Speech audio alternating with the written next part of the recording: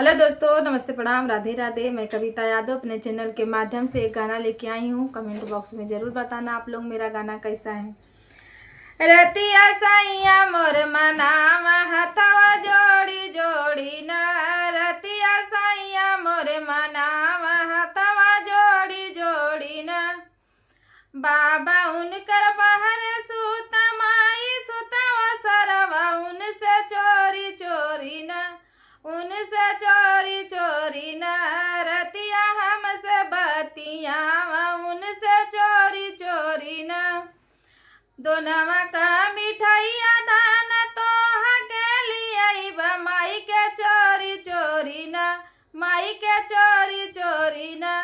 धन तोहा के खियाइब माई के चोरी चोरी न, धन तोहा के खियाइब माई के चोरी चोरी न।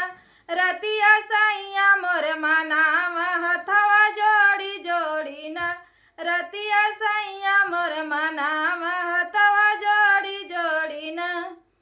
भैया उनकर बहर सूत भाऊजी दलनिया उनसे चोरी चोरी न, उनसे चोरी चोरी न। सैया हथवा जोड़ी मनाम उनके चोरी चोरी न, सैया हथवा जोड़ी मनाम उनके चोरी चोरी न।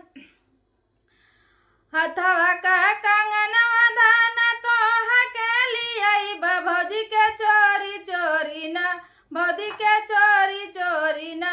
रतिया तोहा के पहिनइब उनके चोरी चोरी न, रतिया कंगना पहिनइब उनके चोरी चोरी न। सैया हथवा जोड़ मनाम रतिया जोड़ी जोड़ी न, सैया हम के मनाम हथवा जोड़ी जोड़ी न। देवरू हमर